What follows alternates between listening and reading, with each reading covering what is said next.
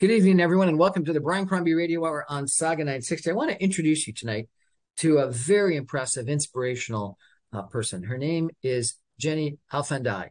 She is someone who has really traveled the world. She lived in 5 different countries before coming to Canada, and she is now CEO of a energy company, which is pretty abnormal. Of numerous different CEOs of energy companies, she's one of the only female CEOs. She is a recipient of the Outstanding Contribution Leader Award and finalist of the Woman of the Year Award. She's president and CEO. She's a board director. She's a professor. She also serves on a number of board of directors, including the energy section. She's on the board of directors of Touchstone Exploration, the board of directors, Audit Committee, HSSE Committee, the Mary Group Board of Directors, the co-chair of the Ontario Energy Board, Energy to Change, the Mackenzie Institute Board of Governors, the chair of the Metropolitan University Faculty of Engineering and Architectural Science, and the chair of the HMG Strategy Advisory Board. Pretty impressive background, Jenny. Thank you so much, Brian. So tell me, you told me that you were an immigrant to Canada. You lived in 5 different countries around the world. You're in engineering, which is even more abnormal for a female to become successful, so successful that you end up becoming CEO. What's the secret to your success? So yes, I was not born in Canada. I'm internationally trained engineer, aerospace engineer. And my experience going back to the national security and then aerospace, telecom, and then trains, transportation, and energy sector. Tell me where you've lived. You said 5 different countries. So I was born in Ukraine. Then I live in London, UK. I was raised and I did my bachelor and master degree and my thesis at Tel Aviv University. So I lived for quite a long time in Tel Aviv. I moved to California and finally Toronto, Canada. And how old were you when you came to Canada? You have already got your degree, so you're in your 20s or 30s, I presume? So it was 20 years ago, yes, a little bit over 20 years ago. And what's it like being an immigrant to, if you've lived in Tel Aviv and California, you spoke English by then, I presume? Yes. Did you speak English in Ukraine when you were first in, schools? Not at all. And I speak quite a few languages, and you probably can notice that every language I speak with an accent. So that's backside of speaking more than one language. Okay, but 10 years ago you came to Canada and you spoke English, but you're still an immigrant. What's the secret to the success? I think being exposed to different countries, to multiple cultures, to completely different cultures, also a really good recipe for resilience and understanding different mindset and different cultures overall. And speaking about diversity and inclusion, one of the most important aspects of promoting diversity and inclusion and being an advocate is the contribution that this diversity brings to the table. Well, I've got the announcement here of your Outstanding Contribution Award, and I got to read it for everyone because it really is quite impressive. The winner of our Outstanding Contribution of the Year Award is an inclusive mentor, innovator, educator, problem solver, and change agent. It is Jenny Alfandary. This person is strong, passionate, and an inspirational leader who has shown commitment to a wider industry through sitting on various boards and committees. Our judges said her amazing achievements in the past decade have contributed to her illustrious career as an executive with a significant technology skill set. Congratulations and thank you for your contribution. It's a pretty good announcement. It's a pretty good award. That's pretty impressive. Congratulations. Thank you so much. So we're going to take a break for some messages and come back, and we're going to understand a little bit more about the importance of getting this award. We're going to talk a little bit about being a female in business. We're going to talk a little bit about diversity and inclusion. We're going to talk a little bit about leadership, and we're going to talk a little bit about the energy sector and recessions and the market. Stay with us, everyone. This is going to be a really interesting conversation tonight. Brilliant.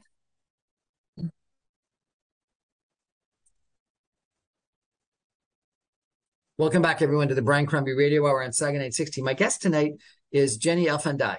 She is the winner of an Outstanding Contribution Leader Award and finalist of the Woman of the Year Award this past year. She's a president and CEO of an energy company. She's a board director and she's a professor.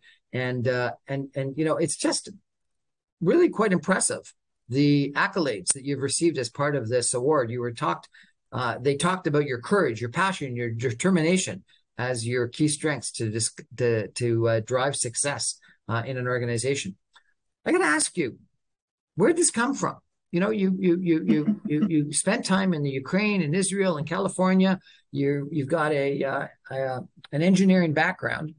When did you start in management? When did you start in leadership? Only when you came in Canada or before? It was much before. I actually have to tell you that I started my career interestingly enough, from a leadership role. This probably came from immediately taking responsibility and sometimes assuming responsibility for assignments or for the initiatives that brings to the leadership roles. And you did that in Ukraine or in Israel? I started in Ukraine, and I was trained as an aerospace engineer in Ukraine. I was very active in a political and youth movement world, and then I was really advanced in the university studying and aerospace. Then I came to Israel, and Tel Aviv is a hub of innovation and modernization. It's a lot of high-tech and startup companies coming from there.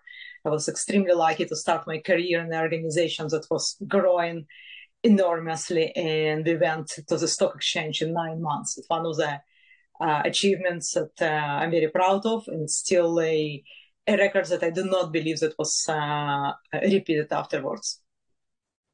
Going to stock exchange in such a short period of time. So, there's a lot of complaints that there aren't enough females in science, technology, engineering, math, and STEM jobs. It sounds like you got involved very early on and you've been very successful. Why aren't there enough females in STEM occupations and in STEM education? And why is it that you ended up being abnormal and successful in that technology field? Well, it is difficult. It is very challenging to study in any STEM of the discipline. That I have to tell. Sometimes girls are discouraged to do, and what will encourage them to do it, I think they can excel and even do much better than anyone else. We naturally have attention to detail. We have responsibilities. We have this desire to be successful. So I do not believe that it's should be the way it is. And one of the decisions that I have made earlier in my career, I also decided to give back, and that's why I started to teach. I want to make sure that we have much more diversity in engineering discipline. I keep coming back to why it is that you think that you're different, why it is that you think you've been able to excel. Was there a mentor that you had? Was there a certain experience that you had? Not everyone reaches the top like you do. What is it? Is it your parents? Is it your own personal drive? What is it that's created that experience for you? Well, I don't think I'm different. You don't think you're different? No, I don't. So anyone can be CEO? Anyone can be CEO. You need to be focused. You need to be determined. You really want to cherish and want to be successul, but anyone can be CEO. Yes, maybe I was given a really good start. I'm coming from third generation of aerospace engineers, and my dad is Olympic team coach. Your dad is an Olympic team coach and an engineer. Yes. I did it in the opposite. I started in professional sports, then I went to engineering. He was first in engineering, then he decided that he wants to go back to sport. And what was the sport you were involved in? I was originally gymnastics, then I used to run marathons. I still run marathons. probably cannot do the same time I used to do when I was competing. And my dad coaching boxing. Coaching So boxing. boxing and Really? this, yes. And I think that sport, professional sport, is really good and giving discipline, giving determination, not giving up easily, and also teaching to fail and to come again. Yeah. And it's not important how often do you fail. It's more important how many times did you stand up and you decided to continue. So I think engineering is really outstanding background for the leadership, and I think professional sport is really good for the discipline and determination and focus. So yes, I probably had very good start, but I still don't think I'm different than anyone else. Well, I think you're modest, very modest, because I think there's got to be something more. But it sounds like your upbringing certainly contributed to your success. Tell me a little bit about leadership. What are the secrets to good leadership today, do you think? What do you do that makes you a good leader? I think it's passion, it's determination, it's commitment. It's also this desire to build, desire to build, desire to grow, and contribution. And there are two types of CEO. There are growth type CEO that you can see that making change, taking risk, and brave and bold. And there are maintenance CEO. They will take a strategy that already exists and will try to um, maintain and keep a status quo. There are places for both types of CEO. Being a growth type of CEO requires more courage. At the same time, it's more risk.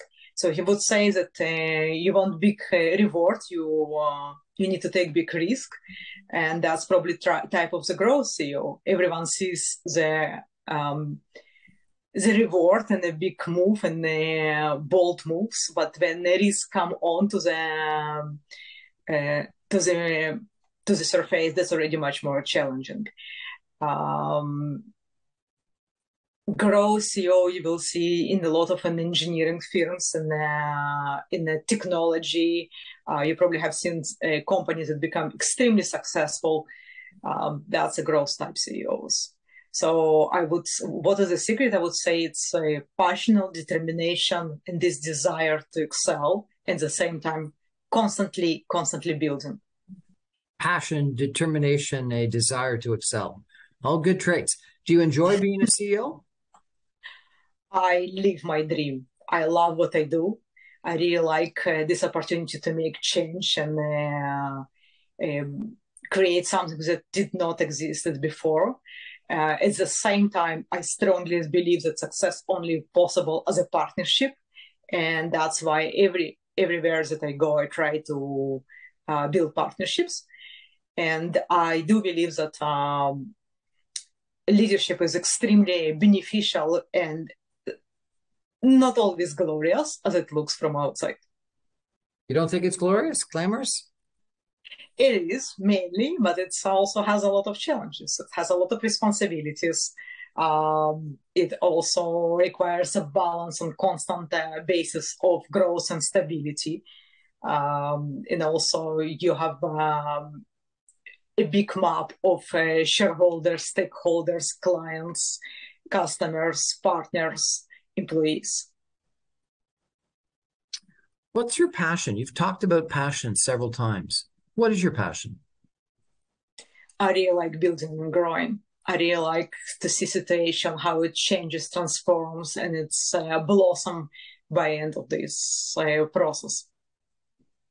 You know, I just went through your LinkedIn profile. It's amazing how many people commented on your award as outstanding contribution leader of the year and finalist for woman of the year. You've got a lot of support out there. What is it that you've done that garners so much positive support from other people? Well, I mentioned this before. I do love what I do, and I try to ignite this this desire and this passion to success in others. So you only see the LinkedIn part, but I did receive a lot of flowers, presents, a lot of phone calls, um, Facebook and um, Facebook and Instagram reach out. I do feel very privileged and very grateful for people that are celebrating success with me. And I have to tell you, you reaching out is also means a lot. I feel honored to be interviewed. It's an honor to meet you and chat with you. You serve on numerous different boards. Why on so many different boards? I think I'm at that time that I want to give back. And board of directors is in a perfect position of leadership and creating governance for the organization, and also overseeing strategy. And all concept of board of directors and governance, corporate governance right now is enormous growth in Canada right now. Canada constantly receives a lot of recognition for very strong board governance. So serve on a board of directors is a big privilege, and I feel very honored to be on quite a few boards. Tell us a little bit about your job. You're in the energy business. What sector of the energy business? Electricity distribution, and electricity distribution is one of the close to the ground and also very visual part of this. There are different segments, including distribution, generation. And when we speak about generation, it's very remarkable and very onerous job of really created electricity. But for example, nuclear right now in a huge growth and recognition for its contribution to the clean energy, at the same time also has some challenges. I think energy sector right now in the biggest possible, in a great transition, and we will going to see enormous change and enormous growth in the energy sector. There's no better time to be in the energy sector than now, and also no better contributions that we can build in the energy sector. Well, I want to come back and chat about that after the messages, because I think it really is a sector that, Canada has historically been a powerhouse primarily in oil and gas, not necessarily in electricity. And it's something that some people think is a potential future. Our previous prime minister wanted to make us an energy superpower and had a strategy in that regard. But then other people think is the cause, at least oil and gas is, of a lot of our climate change problems, and electricity, maybe nuclear electricity, is the solution to that. So we're going to take a break for some messages and come back in just 2 minutes, and we're going to chat a little bit about the energy sector with our guest. Stay with us, everybody.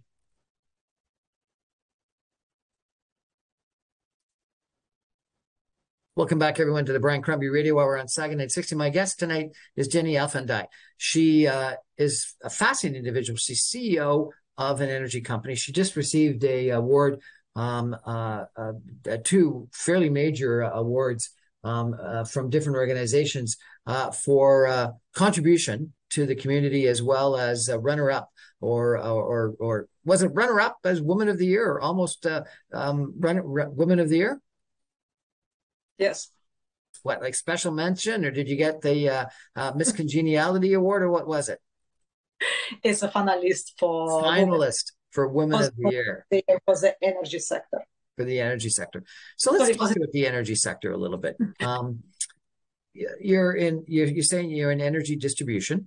And we mentioned about nuclear power, and on your LinkedIn, you've got several posts about nuclear power. There's a controversy on nuclear power. Some people think that because of nuclear waste, we should not be building nuclear power plants.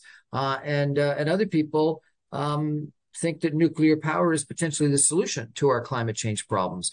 I had one person on that told me that the only reason why we got out of coal production or coal production of electricity in Ontario and got rid of all of our smog days in Toronto was because nuclear power replaced coal. So tell me, what's your attitude toward nuclear power? So Ontario doing an outstanding job right now in the energy sector. And besides the outstanding work in the energy sector, just recently few announcement came out leadership of Honorable Todd Smith, Minister of Energy, and few announcements he made how to promote and advocate for clean energy. In Bruce Power, Mike Rainchek and James Kobniak doing really good, great work with nuclear. Nuclear is the most possibly clean energy that can be introduced. Hydro One, speaking about Hydro One chair, team is also doing really great job in generation and distribution. So nuclear historically used to have a bad name, although there are no possibly cleaner energies than nuclear. Nuclear There's also is a no possible cleaner energy than nuclear. the nuclear, Really? nuclear nuclear is a flagship of clean energy, and that will be the future. Now, there's a trend to these smaller reactors. Tell me about that if you could. Well, small modular reactors, as they call SMRs, is a possibility also to integrate. So I probably should have stepped back and say that one of the new mission of the energy sector is also partnership and collaboration and working with limited resources. So small modular reactors is a possibility to integrate nuclear in organizations that previously would be not able to be part of this industry. So this is going to be more distributed rather than just the one Darlington or the one Bruce Power or one Pickering. We're going to have numerous different nuclear, smaller nuclear reactors spread around the city or the country. Yes. Now, I think that one of the reasons why we put nuclear power plants in faraway places was because of safety reasons. So, do you think we don't longer have those safety concerns? It has a high standards. It requires infrastructure, but all of these standards and regulations will be in place. It will be not happen as a unregulated and unplanned process. And we touch the issue of challenges with nuclear. It's also very important to understand that the nuclear industry and the energy sector is highly regulated. It has very high standards, and all of these standards of distribution, generation, and safety are observed. So looking at different industries, I would believe that electricity and energy sector is actually one of the safest and most protected industries. So quite a lot of this concept come from lack of education. And well, because people think about what happened in Chernobyl or what happened in Japan and are worried about those kinds of disasters. Well, it did happen in history, but also we should look what's happening right now in Europe and what's happening with Germany. And situation right now is also electricity summit in Norway, Oslo, and government of few European countries, including Germany, already give warning to their citizens how they should prepare to the winter. And it's not very promising because it will be very cold winter. A lot of newspapers, articles already have title, "Be prepared for the cold winter." That's also definitely not a solution. So Germany closed down a lot of its nuclear power plants because of concerns from the green movement and nuclear waste. Are you suggesting that was a mistake?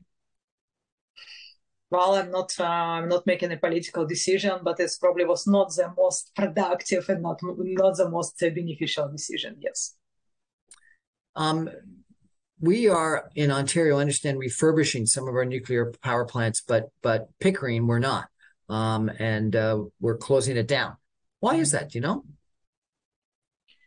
Well, Bruce Power, for example, refurbishing a lot of their nuclear plants, and they do it in a plan in a calculated way.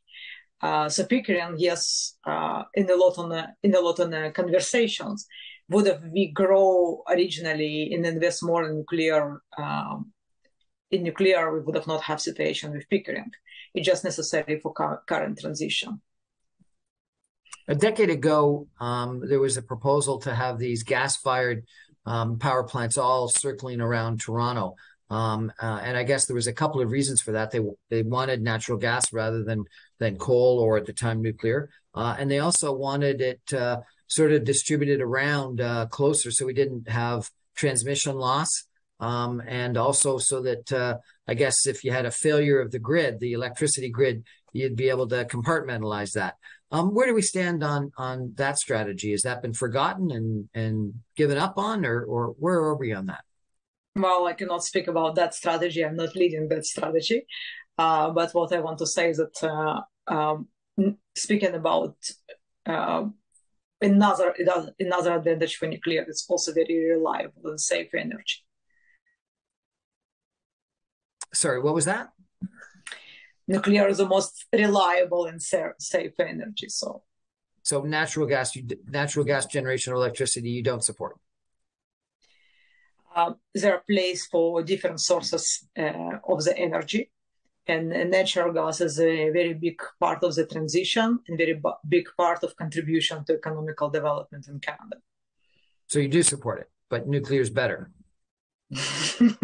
Nuclear is our future, yes. Nuclear is our future, okay. Nuclear is our future, and I just want to say that it's require really good balance of different sources of an energy generation and distribution. But you're in distribution, correct? Not in the actual production of. You're not in a nuclear power plant business, though you're supportive of it and well aware of it. When was it? 10, 15 years ago, we had this big blackout or brownout over most of northeastern United States and eastern Canada. Could we have that again today? Hopefully not. I think all energy sector is working not to come to the situation again. And here's speaking about nuclear power, that's the contribution of nuclear power. So if you're going to continue to invest and plan for nuclear power, that will not happen. But it wasn't the production of the plants that was the problem, was it? It was something with the transition system, the grid got overloaded, and it didn't have as much capacity, and it didn't have the ability to sort of separate out. Have we improved our transmission grid, our electrical grid in Canada recently? Yes, we did. And as every failure actually always contributes to the greater growth and development. So you're absolutely right. That was a matter of planning and engineering outcome of this. Yes, we did improve. And if you look on all aspects of energy sector, it did develop and evolve quite a lot over recent years. So you've won this big contribution award. You were a finalist for Woman of the Year. You've got a background in sport, which is interesting, and then in engineering, and you're now a CEO of an energy company. If a young girl came to you and said that she was struggling between, nursing or some other occupation in engineering, what would you say to her? Definitely engineering. No, not a question. Like, I'm a big advocate of modernization, innovation, and technology. And engineering, technology, math is absolutely the right and first choice. So lots of people are concerned that there's not enough females in STEM. How do we change that? By having people like you speak to them and inspire them? What is it we need to do? Well, I do encourage my fellow colleagues that in this area as me to come back to universities and teach. In one period of time, I decided and I made this decision not only hear complaints about disbalance in engineering and STEM overall, but I decided to come back to university and teach. Being a chair of Faculty of Engineering of Metropolitan University was exactly the same thought behind this. And we do start to see more and more girls in engineering, although the trend is very slow, and I would like to see much faster change. So are we going in the right direction? Yes, we are. Are we going fast enough? No, we are not. You're also supportive of diversity and inclusion. Do you think having more females in companies and senior management is helpful to decision making to the company? Absolutely. Why? But it's not only it's not only females, but it's also different races, different genders, different religions, and different opinions. So research constantly shows that when we have balanced executive leadership teams that have good representation of different gender and race, this company is most successful. This companies thrive and drive to success. And you ask why? Because diversity of diversity and inclusion brings the diversity of opinions. And diversity of opinions is the only possible way to grow and to lead. What's the future for Jenny? Very good question. I think it's it's very interesting time in the industry. It's very interesting time in the economical development overall. I would like to grow and contribute. I'm really fascinated what is happening. Time of change, a time of challenge, and you mentioned recession. It's usually time for the bold and strong CEOs. Organizations that led by bold leadership, usually those organizations that are successful. Organizations that led by status quo maintenance CEO, that usually is the companies that disappear. So you think a recession is actually a time of opportunity for bold and strong CEOs? Absolutely. Really, that's interesting. You know, there's been a lot of academic study that suggests that actually you're right, that some of the greatest net worths companies have got their start during tough times, and it's the people that have the guts to make those decisions in the tough times that can end up being quite successful.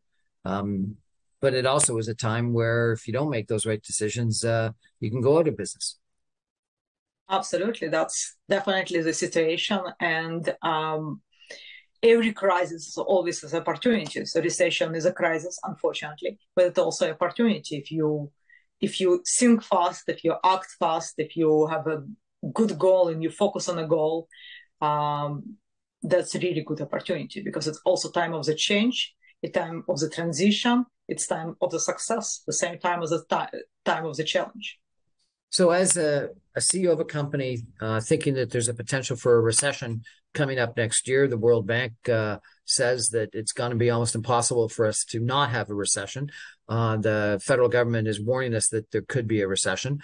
What are the things that you're doing to get prepared for that potentiality of a recession? So it's not could be recession. Unfortunately, we are already in recession. In a good background for success is creating infrastructure, is building really strong background and creating strong leadership teams. Strong leadership teams. That's the key. Yes. Really? That's interesting that that's what you want to do. A lot of people would think you got to cut costs. Elon Musk coming in and laying off 25% of the workforce. A lot of people want to sort of batten down the hatches and wait it out. What you're saying is make sure you have the right leadership team. What I'm saying is that it's absolutely a wrong decision to starting from cutting cost. It's a right decision is to invest and build and grow. And cutting cost and efficiency is coming as a part of growth. So instead of trying to look where to cut, first try to look where to build and grow. And it's in the natural course of the development and involvement will actually bring to that. A lot of organizations focus on cutting instead of focusing on building and investing. Jenny Alfandary, winner of the Outstanding Contribution Leader of the Year Award and finalist for Woman of the Year, CEO of an energy company, someone who's lived in 5 different countries, came to Canada 10 years ago and is now CEO of a major energy company trying to inspire people, women and girls and people in general about what we can achieve in business, what we can achieve in life is wonderful. Thank you so much for joining us and sharing with us your passion and your inspiration. Really appreciate it. Great, thank you to you. Everyone, we're going to take a break and come back with some concluding comments in just a minute. Stay with us.